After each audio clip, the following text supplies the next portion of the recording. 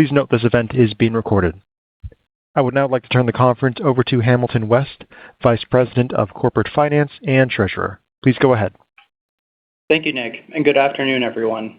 Thank you for joining us today as we discuss our second quarter 2026 results. With me on the call this afternoon are Chris Hillebrandt, Crown Castle's President and Chief Executive Officer, and Sunit Patel, Crown Castle's Chief Financial Officer. To aid the discussion, we have posted supplemental materials in the Investors section of our website at crowncastle.com that will be referenced throughout the call. This conference call will contain forward-looking statements which are subject to certain risks, uncertainties, and assumptions, and actual results may vary materially from those expected. Information about potential factors which could affect our results is available in the press release and the Risk Factors section of the company's SEC filings. Our statements are made today as of July 22nd, 2026, and we assume no obligation to update any forward-looking statements. In addition, today's call includes discussions of certain non-GAAP financial measures. Tables reconciling these non-GAAP financial measures are available in the supplemental information package in the Investors section of the company's website at crowncastle.com. With that, let me turn the call over to Chris. Thank you, Hamilton, and good afternoon, everyone. We delivered solid second quarter results, increased our guidance for full year 2026 AFFO, and continued to execute against our best-in-class U.S. tower strategy. On May 1st, we completed an important milestone for Crown Castle and became the only publicly traded pure-play U.S. tower operator by successfully closing the sale of our small cell and fiber businesses. I want to thank our Crown Castle teammates for the determination and resilience they have shown as we quickly completed this transition and began the next phase of transforming Crown Castle into a best-in-class U.S. tower operator. Your hard work is making a difference. We now expect to drive additional cost savings this year as we continue to drive operational excellence. Longer term, we will continue to transform Crown Castle, enhancing our operational efficiency and effectiveness by focusing on the following areas.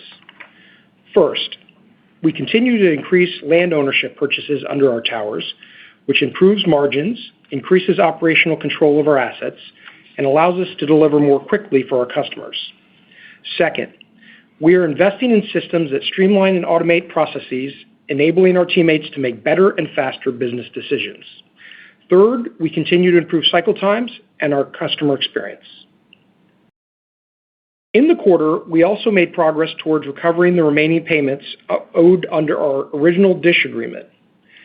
In May, the FCC approved the EchoStar spectrum sale transaction to AT&T and SpaceX, but made the transactions contingent on the implementation of a $2.4 billion escrow account for the benefit of its vendors. We applaud Chairman Carr for his efforts to advance spectrum policy to maintain U.S. global telecom leadership while implementing protections for U.S. wireless infrastructure providers.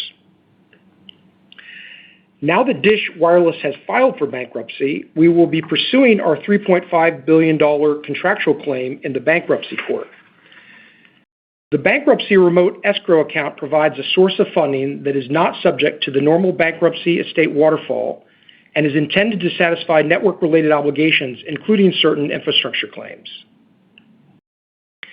As I step back and look at the discussions we are having with our customers, I am excited about the multiple demand drivers that we will expect will benefit Crown Castle's future growth, including increasing deployment of edge compute infrastructure, continued growth in mobile data demand, and additional spectrum coming to market. As I mentioned last quarter, we have initiated several trials with edge data center providers and continue to see growing interest in how our portfolio can support distributed compute deployments. We believe the edge opportunity is gaining momentum as demand for storage and compute continues to accelerate, while many large data center deployments face multi-year construction and power delivery delays. Crown Castle is positioned well to serve this demand in a capital-efficient manner through its nationwide network of tower sites, each with existing power and broadband connectivity, and can provide distributed, move-in ready locations for deployments requiring less than 0.2 megawatts. We are seeing interest from businesses seeking to deploy scaled distributed infrastructure to support inference workloads and other high value-add applications, including cybersecurity, fraud detection, and real-time data processing. Additionally, the industry continues to see strong growth in mobile data demand. According to Ericsson, U.S. mobile data consumption per smartphone is expected to more than double over the next 5 years, from 25 to 52 gigabits per month, driven in part by AI-enabled applications and a projected threefold increase in uplink traffic as devices increasingly transmit video, sensor, and telemetry data to the cloud. We believe the industry will benefit from an infrastructure demand cycle as Chairman Carr and the FCC advance what has been described as the largest spectrum pipeline to date, with at least 800 megahertz of additional spectrum slated to be made available for commercial wireless use over the coming years. In addition to the recently announced EchoStar spectrum transactions, the FCC has announced its plan to auction at least 165 megahertz between 2026 and 2027. Shifting to a topic that has been top of mind for many investors lately, satellites as a potential alternative to terrestrial networks. Let me summarize the key reasons why we believe that terrestrial networks will continue to be an essential for mobile phone service based on reports available on the WIA website and analysis from sell-side research. First, satellite services generally require a clear line of sight to the sky and provide weaker indoor coverage, which is significant given approximately 90% of mobile usage occurs indoors or in vehicles. Because satellite signals travel hundreds of miles farther than the terrestrial connections, their signal strength is approximately 10,000 times weaker, challenging performance in dense environments where buildings, obstructions, and interference can further degrade the signal. To compensate for the weaker signal, phones must operate at higher transmit power levels, increasing battery consumption. Second, satellite operators have access to significantly less spectrum. Direct-to-device satellite services generally have access to only tens of megahertz of spectrum, while each major U.S. wireless carrier controls hundreds of megahertz. Third, a typical satellite beam covers approximately 100 to 600 square miles, versus roughly 3 to 20 square miles for a terrestrial cell site, requiring substantially more users to share the same spectrum resources. This means that for every megahertz of spectrum, terrestrial cell sites can support 30 times more users. More importantly, as satellite operators seek to improve capacity, mobility, and indoor performance, we believe terrestrial infrastructure will become an increasingly important complement to satellite networks. We believe the long-term outlook for our industry remains bright given continued mobile data demand growth, upcoming spectrum auctions, and the momentum in edge data infrastructure. We believe our clear strategy, investment-grade balance sheet, and capital allocation framework position Crown Castle to maximize long-term shareholder value. With that, I'll turn it over to Sunit to walk us through the details of the quarter. Thank you, Chris, and good afternoon, everyone. We delivered solid second quarter results as we successfully completed the small cell and fiber cell transaction. Starting on page 3, second quarter organic growth, excluding the impact of Sprint cancellations and DISH terminations, was 3.9%, or $38 million, and included a $5 million increase in other billings. Second quarter organic growth increases to 4.2% if DISH revenues are excluded from prior year's site rental billings. Excluding the increase in other billings, organic growth was 3.6%. This growth was more than offset at site rental revenues by $5 million of Sprint cancellations, $49 million of DISH terminations, and a $25 million decrease in non-cash straight-line revenues and amortization of prepaid rent. Second quarter selling, general, and administrative costs included a one-time $7 million increase in stock-based compensation expense, which is not expected to recur and does not impact adjusted EBITDA and AFFO. AFFO in the quarter benefited from a year-over-year $35 million decrease in interest expense and $14 million increase in interest income due to the receipt of $8.4 billion in net proceeds from the sale transaction closing on May 1st. We do not expect a higher level of interest income to recur in the second half of 2026. Turning to page 4, We are increasing our full year 2026 outlook for site rental revenues by $5 million at the midpoint and maintaining our adjusted EBITDA outlook as the increase in revenue and a $15 million reduction in costs are expected to be offset by a $20 million decrease in services contribution, driven by lower services activity, primarily in the third quarter. We also expect a $5 million decrease to interest expense, resulting in a $5 million increase to our full year 2026 outlook for AFFO. The higher site rental revenues are driven by a $5 million increase to other billings, resulting in 3.4% full year 2026 organic growth, excluding the impact of Sprint cancellations and DISH terminations, compared to our prior guide of 3.3%. Full year 2026 organic growth increases to 3.6% if DISH revenues are excluded from prior year site rental billings, which compares to our prior guide of 3.5%. We continue to expect 2026 to mark the low point for organic growth. As of the end of the second quarter, more than 90% of our full year 2026 organic growth, excluding the impact of Sprint cancellations and DISH terminations, was contracted, compared to approximately 80% at the beginning of the year. Our full year outlook for straight-line revenues remains unchanged at negative $60 million at the midpoint, as we continue to expect a decrease in the second half of the year. The expected $15 million cost reduction consists of a $10 million decrease in site rental cost of operations and a $5 million decrease in selling, general, and administrative expense, excluding the impact of stock-based compensation expense, as we are seeing success with our ground lease buyout program and continue to drive operational efficiencies across the business. We also expect a $10 million decrease in full year 2026 stock-based compensation expense at the midpoint, which does not impact adjusted EBITDA and AFFO. We remain on track to deliver our outlook for the second half of 2026 and first half of 2027 AFFO of $2.1 billion at the midpoint. Turning to the balance sheet, we ended the quarter with the leverage at 6.3 times net debt to EBITDA, which compares to our target investment-grade leverage range of 6 to 6.5 times net debt to EBITDA. On May 1st, we received $8.4 billion in sale transaction net proceeds, which we used to repurchase $1 billion in shares and repay more than $7 billion in debt, in line with our previously announced capital allocation framework. We completed the $1 billion in share repurchases in the second quarter at an average per share price of $88.66, allowing us to retire more than 11 million shares and lowering our annual dividend obligation by $47 million.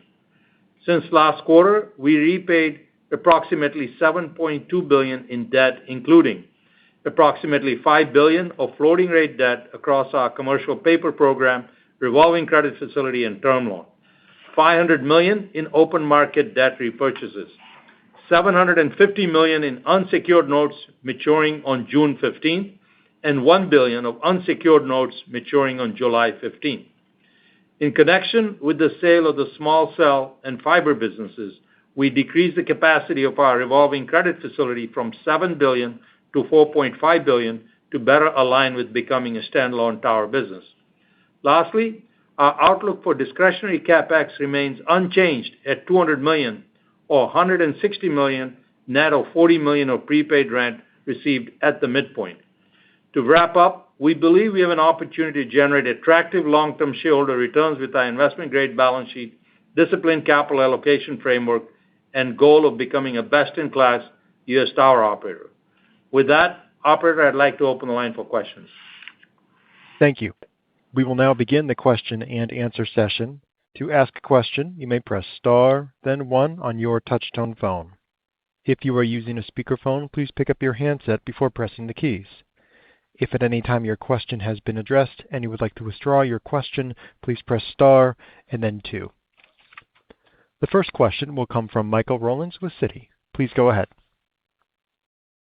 Thanks, and good afternoon. I was curious if you could discuss a little bit more details around the lower services activity that you're now expecting for the third quarter. does that affect the leasing activity that you're seeing from your customers? Just finally, you mentioned that 2026 should be the low point for organic, I think it was growth or organic activity. If you could maybe frame that a little bit more and share maybe some of the things that are giving you the conviction on the opportunity to improve organic growth going into 2027. Thanks. Yeah, great. Hey, Mike, thanks for the question. We'll start with the first one, which is that the lower services activity, there isn't a straight line that you can draw just between the service levels and the leasing activity.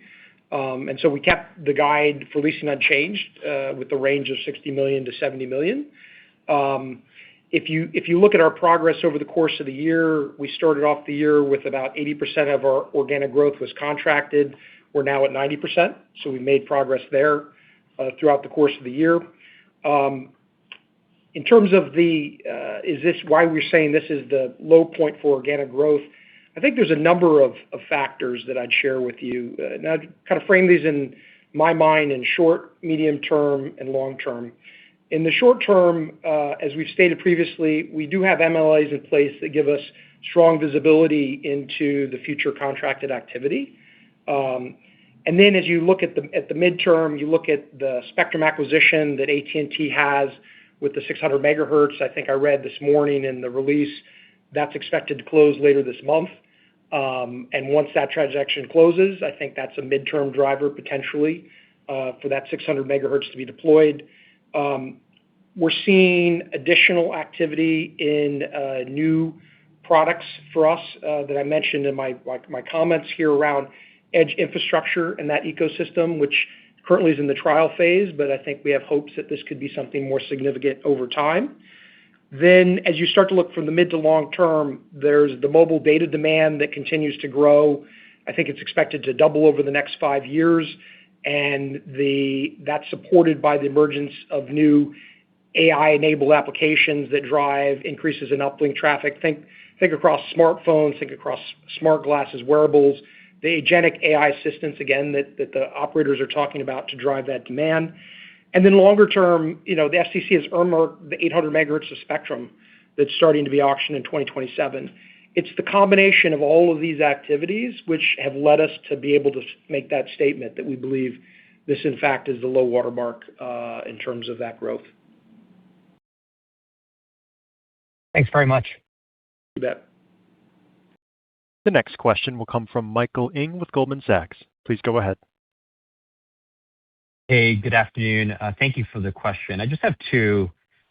First, just on network activity, I was just wondering if you'd comment on what you're seeing from a network densification and kind of FWA-driven densification this quarter.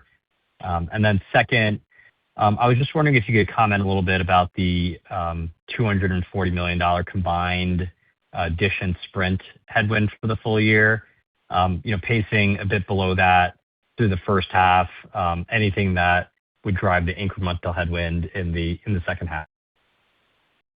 Yeah, I think the activity levels have been much in line with what we forecasted, hence the progress we've made on leasing in the first half of the year. This has pretty much played out as expected from our perspective. I think more broadly across all three MNOs, there's been some pullback in the services activity that obviously showed in the results. What's driving that? We think it's a combination of some of the leadership and strategy changes that have occurred across those companies. Again, we've kept our leasing guide unchanged for the year. Yeah, I think on the DISH thing, it's just timing. I think we've talked about it previously. The timing was more back-end loaded and it's contracted. That was just what we had expected, and I think we talked about it before at the beginning of the year. Great. Thank you for the color. Thank you. The next question will come from Ric Prentiss with Raymond James. Please go ahead. Thanks. Good afternoon, everybody. Hey, Ric, how are you? Doing great, thanks. Hey, a couple quick questions for you. Yeah, obviously glad to see AT&T say they can finally get the spectrum purchase over the finish line this month. Does that then triggered the contribution to the escrow account? And then we've been getting the question a lot lately, who owns the equipment that's still on your towers that DISH put there? Is that something DISH owns, but with the agreement termination, do you guys own that equipment? But first is, does the escrow get funded with the AT&T closing, and who owns the DISH equipment? I'll have a follow-up. Yeah, so your assumption is right. The funding of the $2.4 billion escrow is tied to the AT&T and transaction being closed. In terms of the equipment itself, and I think this is a broader context of the bankruptcy proceedings that are ongoing now, is that this will be determined along with a number of other issues related to the bankruptcy itself as to who owns that equipment. But as far as we've seen, they've abandoned it, and although we've requested for them to take it down, have not acted to this point. And what's the process? Can you give us a timeline on the bankruptcy court? We've heard some stuff might be coming up on August 10th, but what do you envision kind of the timeframe on the BK effort? Yeah, I think a couple things. As we've guided in earlier calls, as we lodged our lawsuit against both DISH and EchoStar, was that the timing was less clear. We thought it would take some time to go through the process of filing the suit and discovery. I think the good news story from the bankruptcy perspective is that this is likely to move faster than a traditional lawsuit would have. The original lawsuit, by the way, has been suspended while they wait the outcome of the bankruptcy proceeding. That said, I think DISH came in with some very aggressive attempts to speed along a pre-negotiated bankruptcy filing, which we have and others have vigorously contested in court, and successfully been able to slow down to be able to actually get the facts on the table for us to be able to proceed down that route as an unsecured creditor. In fact, we've been appointed to the unsecured creditor committee and believe that we will be successful in prevailing with our suit ultimately. Great. And my follow-up question is, obviously, you talked to the Spectrum pipeline. We're glad to see the FCC get the auction authority back, start that flywheel going again. But as we look into beyond the upper C-band of what might come down the pike in the 2028, 29, 30, 34 kind of timeframe, what frequency bands are you hearing about? And is it frequency bands that will actually get deployed on towers, given where the range is as far as what gigahertz it might be at? Yeah, well, starting with upper C-band, which I think is exciting for us, 440 megahertz of combined spectrum. I think globally it puts us in a position to lead here in the U.S. based on the decision of the FCC to focus in on bringing that to market first. The additional spectrum bands are my understanding is between the 1 gigahertz and 10 gigahertz band. So obviously considerably higher than what has been put out up to this point in the low band and mid band 5G spectrum. I think as we look at this, and obviously there's a lot of work still to be done and the strategies for each of the companies as they develop their 6G strategies to come to light. In general, the higher spectrum bands is a good thing for the industry in that it will drive greater densification of the networks in order to provide a consistent user experience. This is how we're looking at it, at least initially here. Okay, but you think it'll show up on towers too, like even if you get into the 5 gig, 6 gig, 8 gig stuff, you can see deployment on towers. Yeah, Rick, I mean, I don't know, to be frank on this. What I can tell you, which is what we were told when we visited the White House several months ago, is that there is a strong intent by this administration, including the FCC, to put the U.S. as a global leader in 6G technology. They see this as how we win as a country. And therefore, all the might of the federal government working with industry, which would include both the mobile network operators and us as tower infrastructure providers, working in combination to bring the spectrum to market as soon as is practical. I mean, there's still a lot of work to be done in finalizing standards and the like, but I think ultimately they're making this 800 megahertz available to actually be put to use, which obviously is a good thing for us and the industry as a whole. Yeah, and Rick, the FCC had the announcement today, but basically by bridging lower and upper C-band, up to the 4.14 gigahertz level, it actually extends the life of 5G and will further promote densification, which means more sites needed for coverage, which should be plus for the tower segment. Great. Thanks, guys. Have a good day. Thanks, Rick. The next question will come from Michael Funk with Bank of America. Please go ahead. Hey, good evening, guys. Thank you for the question. So I had a few. So first of all, on the the escrow account, can you give me an estimate of the estimated recovery from escrow account for CCI? Obviously, a number of claimants to the escrow account. So any estimate that you have?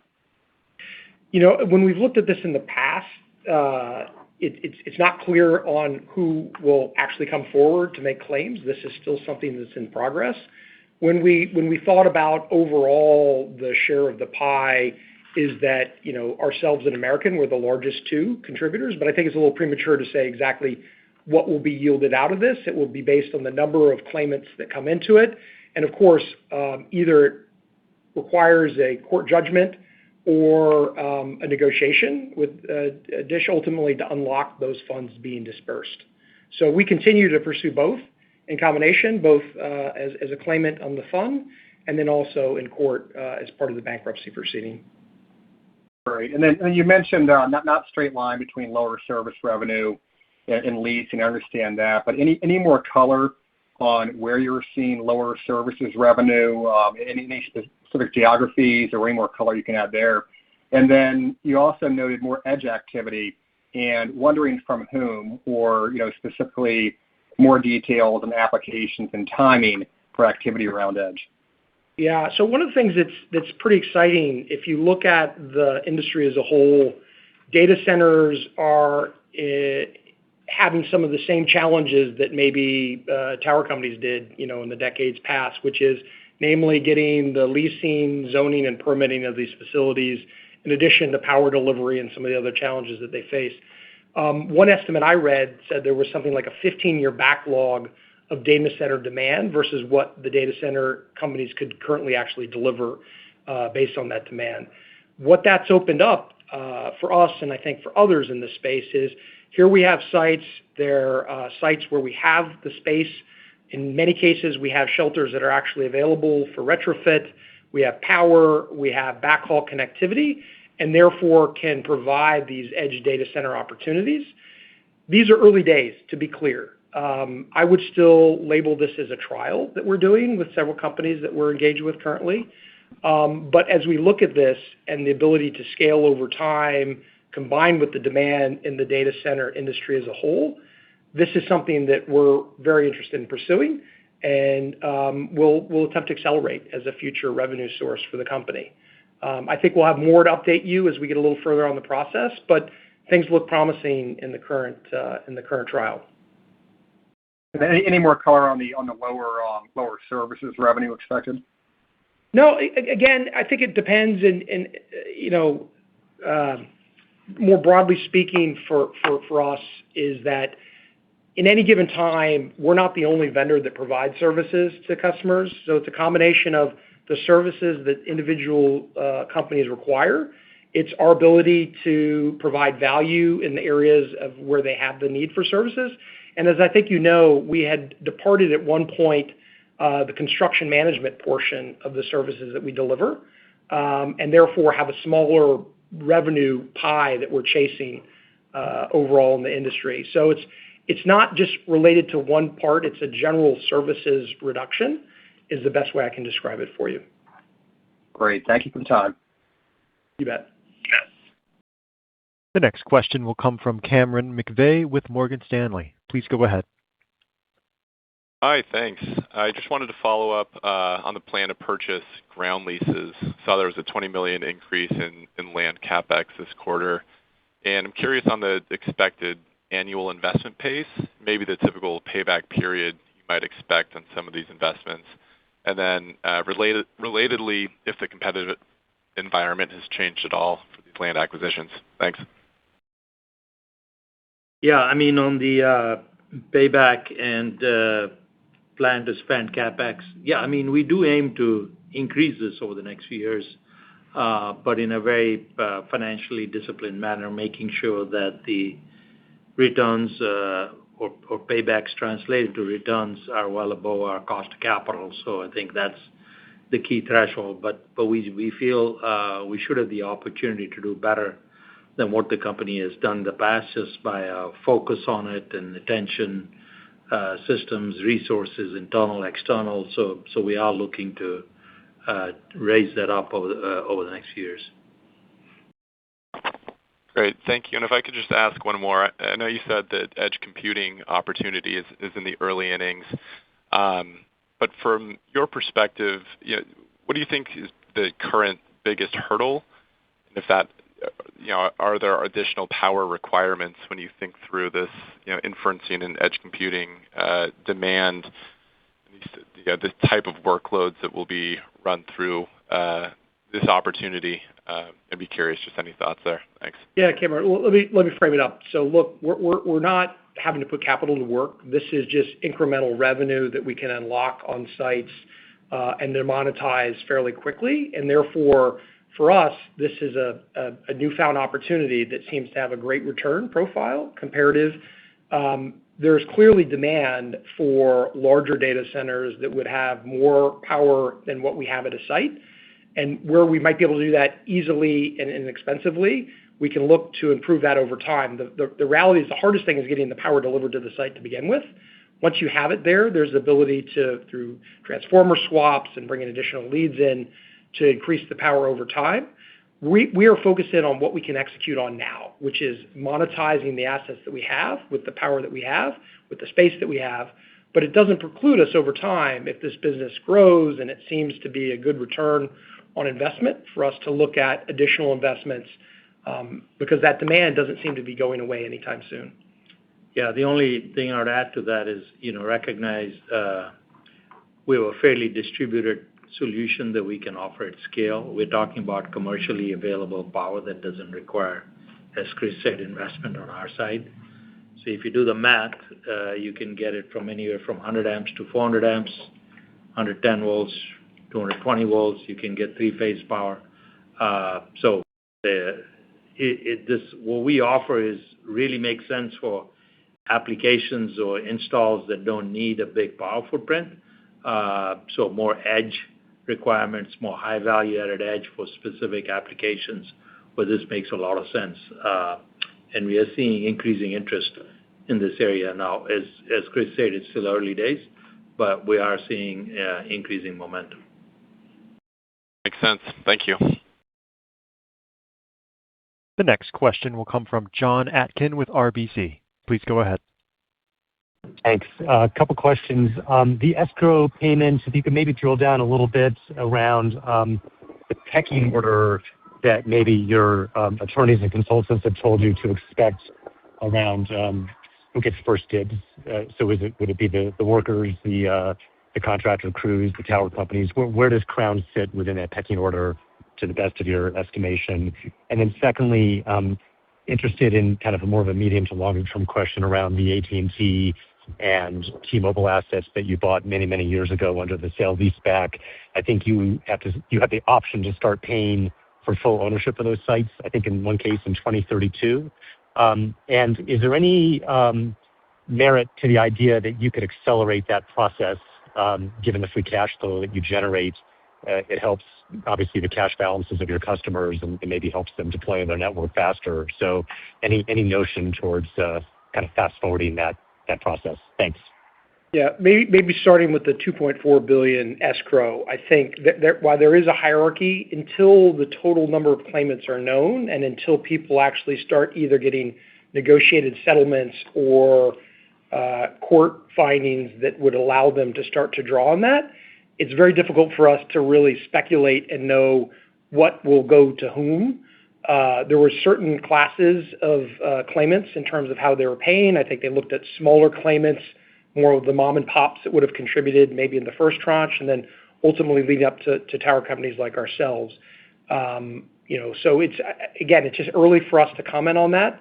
But again, I think the flip side of that is we have probably one of the largest claims out there, and ultimately, therefore, depending on the total size of the claimants, would be in a position to best settle on this in the end. So, on your second question, yes, we have options like that. They are out there, a number of years away in size. I think our view is we always look for opportunities where we can create win-win outcomes with our clients, and we'll continue to look at that. But as you pointed out, they're still out there a number of years. But we're always looking at win-win outcomes between our clients and us. Thank you. The next question will come from Richard Choe with JPMorgan. Please go ahead. Hi. I wanted to follow up on the new leasing guidance. I mean, you're trending towards the $60 million, but you did say that 90% of the business is kind of booked for the year. So should we expect an acceleration, and can you reach that midpoint to high end? And then a clarification on maybe the edge opportunities. If you do get leasing this year and that, would that go into other billing, or would that be a part of new leasing? Yeah. So if you do that, it'd be part of new leasing activity. And I think on the guidance in general, obviously, we'll have more to talk about it, when we report the third quarter. So I think we feel comfortable with the guidance we have, basically, is where we are. And we made a fair bit of progress, to your point, from the beginning of the year to where we closed out the second quarter.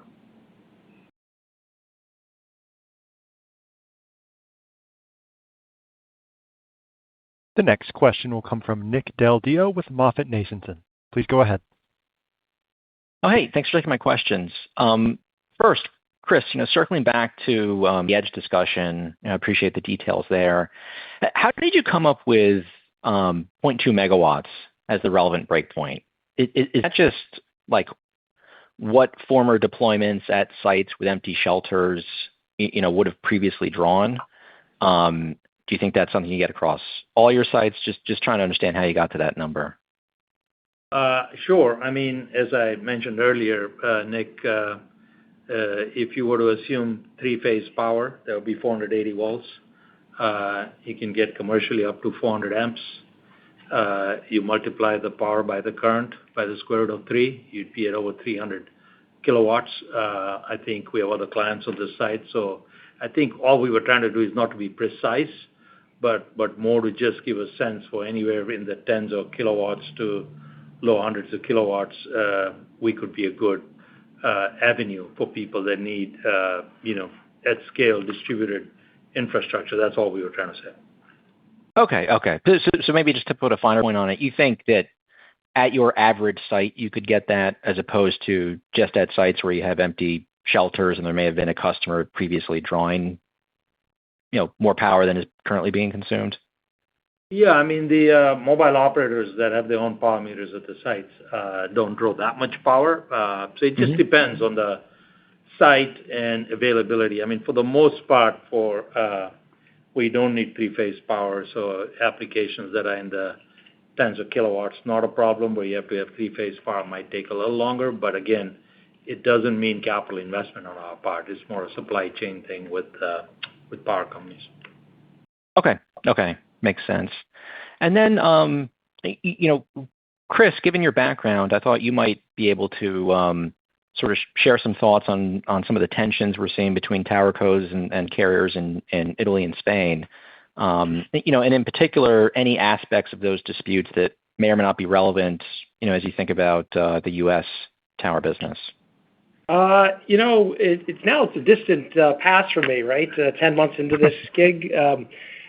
All kidding aside, I would say the European markets are highly fragmented. The number of operators and tower companies is sometimes out of balance. Spain is a good example of that. Italy, less so. But there's a dynamic tension between lease rates that have escalated over years with operators that have a much less healthy ecosystem from the MNO perspective. The ARPUs available in Europe are a fraction of what they are here. And so it's not that healthy environment, as opposed to the U.S. where, based on the AT&T results today and the several years of good, solid, steady growth, is we have a very healthy ecosystem where it allows the operators to actually invest in their networks, which again is why this is the best wireless market globally, in my personal opinion. There's always some level of tension between MNOs and tower companies just in terms of the cost of this. But when those operators went back in time and decided to monetize their assets and got paid billions of dollars, or in this case, euros, to go and invest in their networks to roll out 4G and eventually 5G technologies, this is the decision that drove the best use of capital in this case. And the ownership of towers, providing them to multiple customers was a much more efficient use and purpose for the tower companies to provide. So I think it's really an apples and oranges based on the market dynamics. And again, I wouldn't expect to see anything even remotely similar to that here in the U.S. Yes, and Nick, to clarify one of your points of your earlier question, we do not have shelters in all our sites, to be clear, but we don't think that is as much of a capital cost per se in the scheme of things. Yes. Okay. Appreciate that. All right. Thank you both. Yeah, you bet. The next question will come from Eric Luebchow with Wells Fargo. Please go ahead. Great. Chris, maybe just a higher level question. There's been a lot of debate and speculation in the industry about SpaceX potentially launching a Starlink mobile service and questions on how they get there, whether it's a terrestrial build, an MVNO, an acquisition. I'm curious if you've had any discussions with them at this point, and do you think it could create opportunity on your sites, particularly given that they're more urban in nature versus some of your peers? I think it's probably way too early to tell and to speculate on what the various satellite operators might do in terms of creating a fourth competitive network. At the end of the day, I would tell you, we have space, we have power, we have backhaul at our sites, and ultimately we love all of our customers. And so if for some reason they decide that this is something that they want to do, for all the reasons that I laid out in my comments in terms of why satellite as a complementary technology would have to look at a terrestrial-based network to really cover and mimic with what the big three MNOs do today, we stand ready. But there's nothing I can share with you at this time that I know of in terms of what their plans are long term. But let's see where they end up. Great. And just one follow-up for me. How should we think about capital allocation from here, given you exhausted the $1 billion buyback after closing on the fiber sale? Obviously, the stock's been under some pressure, so the buyback math seems to make sense, but rates are also up. So how do you think about prioritizing between buybacks, deleveraging, and then some of the CapEx, such as ground lease purchases that you talked about as well? Yeah, look, nothing has changed with our capital allocation framework that we've talked about, and I probably beat to death. After funding our dividend, which is sacrosanct, and the CapEx needs that we have, which have a very good return profile. Any excess cash we have goes to target investment grade leverage range of 6 to 6.5 times, and anything left over could be potentially used to purchase shares. I don't think anything has changed in the allocation, and we continue to be really, really judicious in the use of capital, making sure that we're seeing great risk-adjusted returns as a result.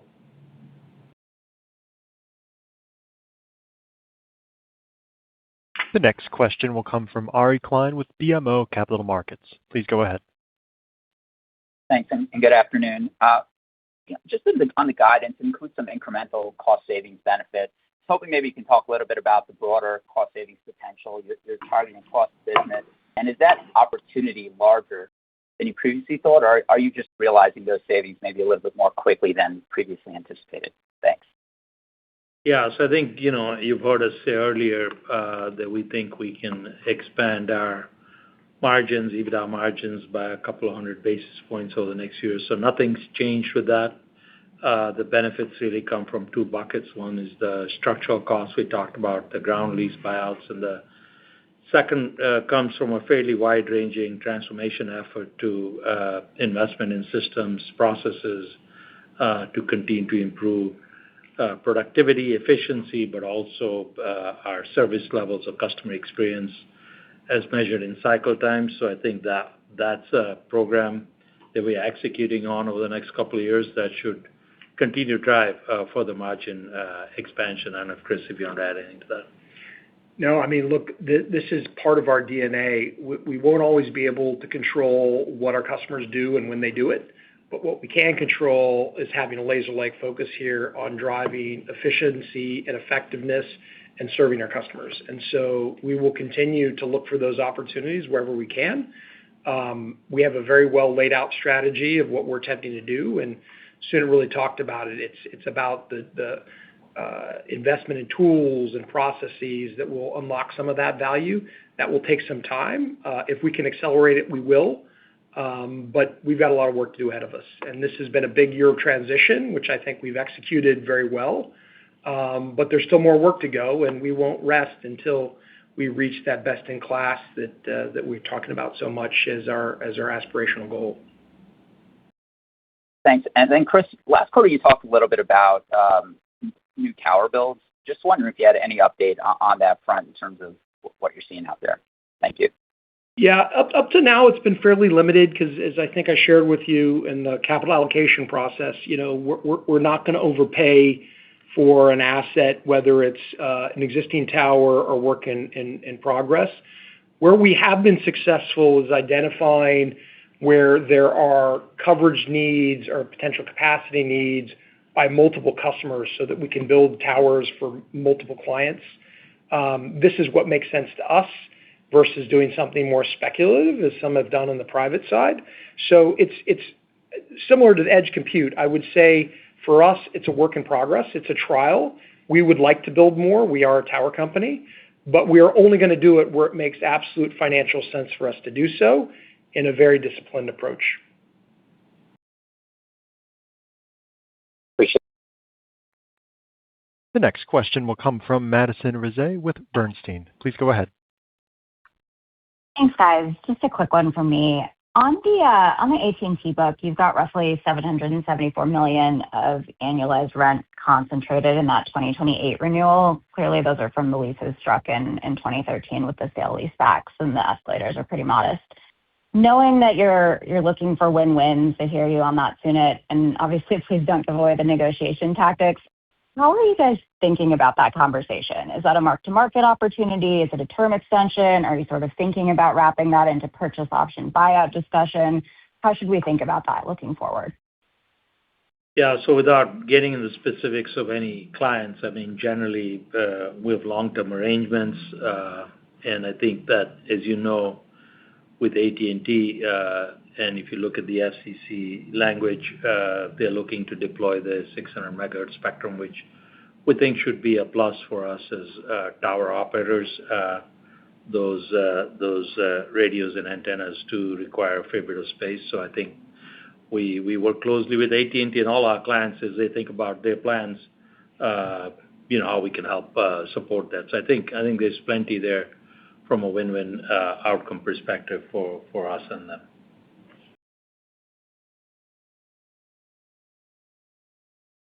The next question will come from Matt Niknam with Truist Securities. Please go ahead. Hey, guys. Thanks so much for taking the question. Just one from me. I want to go back to the satellite topic. Have you seen any change to the way carriers are approaching coverage-related builds or even renewals of sites that are in more rural and remote footprints by virtue of incremental satellite coverage and some of the recently announced partnerships with satellite operators? Thanks. No. Nothing. Okay. That was great. If I can, I just want to squeeze in one second on just on transformation. I know it's only a few months since the fiber sale is formally closed, but where are you in terms of organizational transformation? I know you talked about some of the different cost opportunities, but are there incremental milestones, bigger milestones that we can anticipate over the second half of the year? Yeah. Look, this effort started right after Chris joined us last October, and I would say at this point, we have a fairly well mapped out series of transformation initiatives, both across each of our various functions and also across all of our major work streams, combined with IT systems and platforms deployment to go along with that in some cases, taking advantage of AI orchestration software and other tools like that. I think it's well mapped out. There's still, including, as I told you, a goal to look at our ground lease buyouts and how do we multiply that compared to the various levels of base we had there. It's well mapped out, some mapping to do, but I think you'll see us executing on that over the next 24 months or so. It's fairly tangible. I don't think it's theoretical, or we waited until the close of the transaction. Some of that, the planning work started last year. Yeah. The only thing I would add is I think, we're not just focused in on the organizational structure, but we're also focused in on what we can do culturally to support this best-in-class strategy. That involves things like developing the teammates here at Crown, automating manual tasks through AI and systems and tools, making those kind of cultural changes that makes it a great place to work. We believe that through these changes, we're going to see improvements in employee engagement and productivity and ultimately customer satisfaction. That part takes a little more time and effort to get right. Making the actual changes in the org structure was one piece of it, but the second piece is really investing in our employees and unleashing them so that they can really go back and hopefully delight the customers in a way that helps us win share. We want to win 100% of the jump balls. That's the way I describe it. Thanks, guys. You bet. The next question will come from Brendan Lynch with Barclays. Please go ahead. Great. Thanks for taking my questions. Chris, maybe to follow up on that, just in terms of cycle times and improving customer experience, how should we assess the progress you guys are making on these initiatives and the best way that we can monitor it going forward? Yeah, I think one of the things that we probably need to do a better job, and we've been focusing on developing these measures internally as a way of measuring our progress across the business and creating scorecards that show the progress on things like cycle times from application to NTP and generating revenue. We have a series of initiatives underway here, right? There's best-in-class measures around trying to lead the organic growth. There's best-in-class measures around lowering the unitary cost of the products and services that we actually sell so that we can be more competitive in the marketplace. There's ones around having a lower land cost. As an example, we talked about the ground lease buyouts. We have roughly 11% delta between ourselves and American and SBA. We aim to close that gap over the next couple of years. I think this is something where we're doing those internal measures now. I think as part of, as we look forward, you guys have asked for, and I think we're looking in the future of providing a longer-term guidance than just in year. This is maybe something we can come back to you and say, here are those internal benchmarks that we've set that we believe will show that we're best in class on the things that matter most to customers. Yeah, that would be great. We look forward to that. Maybe also on the service offering, you mentioned that you're going after a more narrow set of opportunities. Do you have any interest in expanding the services offering again in the future to kind of capture more opportunities? Well, here's the good news is, Brendan, is that our customers are asking us to do more for them. That's usually a good sign when your customers say, "Hey, I want to do more business with you," particularly on the services side.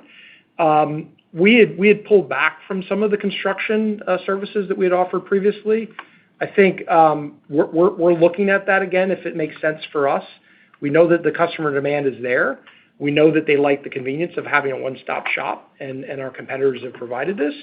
It's not something we're ready to announce today of whether we would go down that path, but we're certainly looking at it. At the end, for us, we believe if we can offer value in services that are scalable, where we can derive a good value for money in terms of what we provide for the customer, this is what we aim to offer in the service portfolio. It's probably just a little bit early for me to fully define that for you and what that looks like, but these are ongoing negotiations we have with our customers to try to figure out how we can deliver the best, most optimized services that meets their needs, but also generates the returns that our shareholders expect.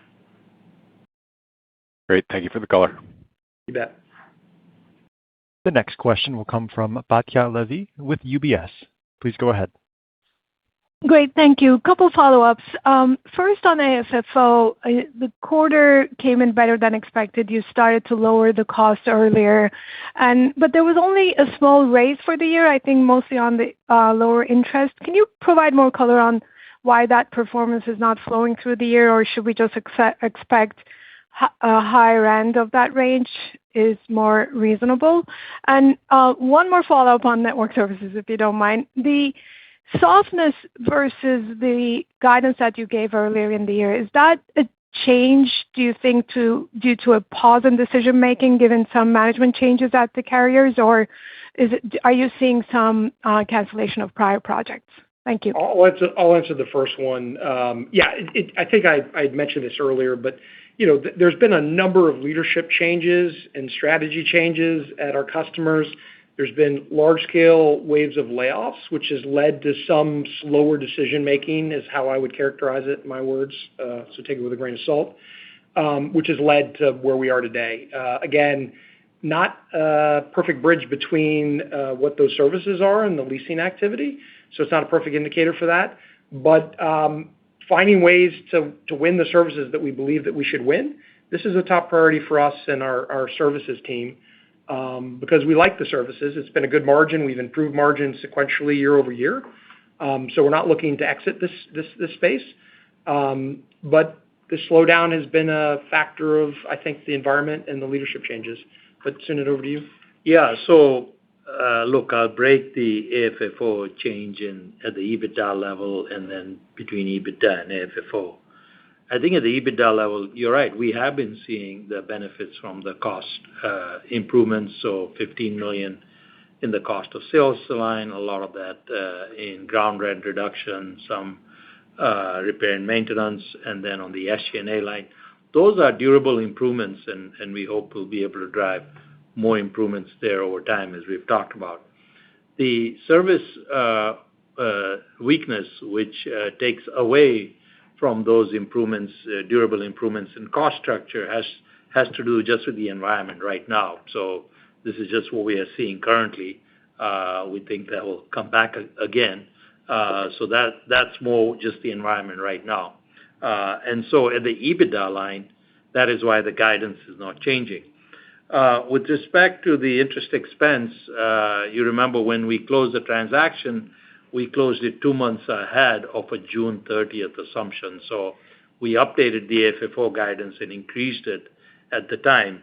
I think this additional $5 million had to do with the timing of how we deployed the proceeds. I think we did a better job between some of the debt pay down. The share repurchase obviously helps some because you do save in dividend obligations that result in some interest expense savings over the balance of the year. It's just timing our debt payments and share repurchases in the quarter. That's why you're seeing the reduction in interest expense of $5 million, which drives the AFFO guide by $5 million. Got it. Thank you. The final question will come from David Barden with New Street Research. Please go ahead. Hey, guys.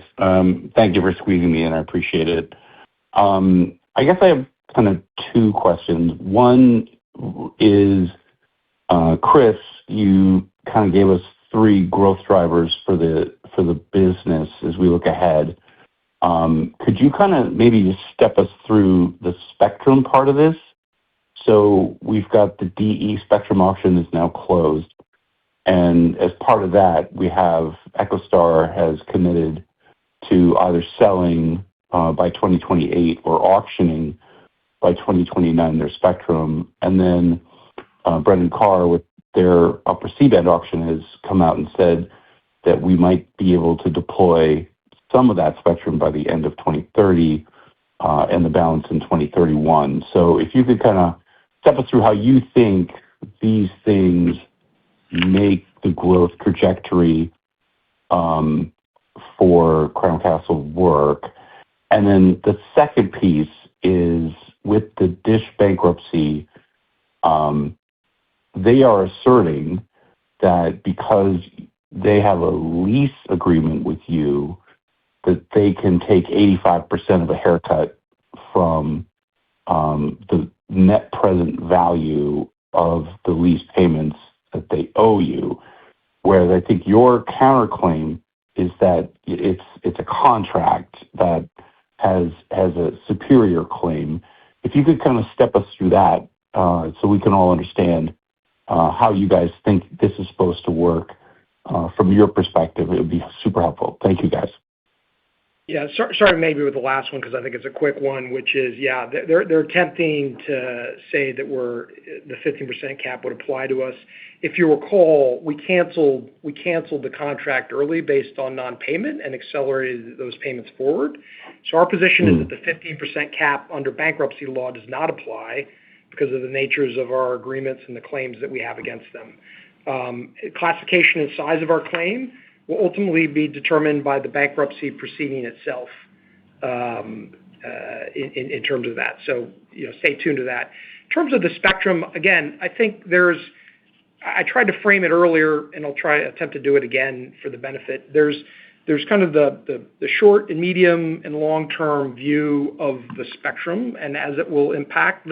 Let's be clear. In some cases, the spectrum, I'll use one example where AT&T was able to take the 3.45 spectrum and very quickly deploy it through a leasing agreement with Dish across a large number of sites because they already had both the equipment and the antennas that were capable of taking advantage of that additional spectrum.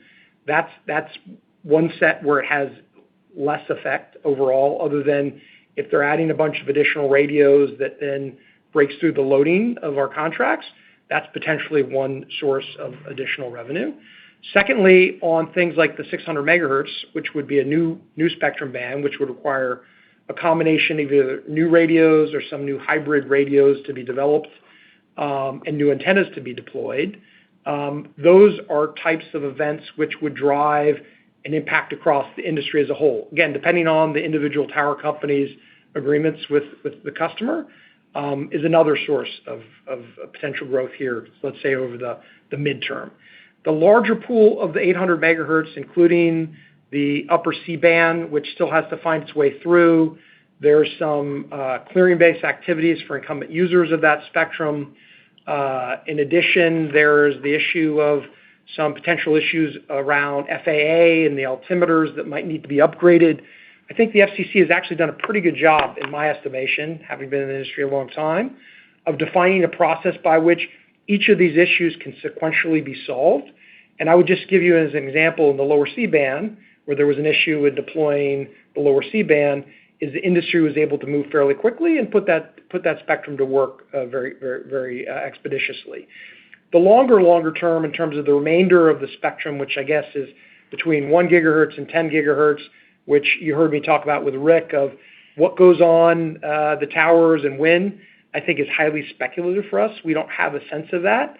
The only framing, again, I would give you is that the higher the spectrum, the better in use for capacity and soaking up capacity, because it doesn't propagate very far, doesn't go into buildings very far. It would lead one to believe that densification would need to happen in order to have a ubiquitous customer experience with customers utilizing those new spectrums being put to use. So it's more of a capacity play than, say, like the lower band, like the 600, which is more of a coverage play. So this is how we're looking at it, is short, medium, long term. 600 megahertz probably being that nearest term driver of potential growth in the industry, and then obviously up to what's coming in the future 800 megahertz. I don't know, did that frame it for you, how you were looking for it? No, that's great, Chris. Thank you so much. And I know we're over time, so thank you, and we'll follow up. I appreciate it. Thanks, David. This concludes our question and answer session as well as conference call. Thank you for attending today's presentation. You may now disconnect.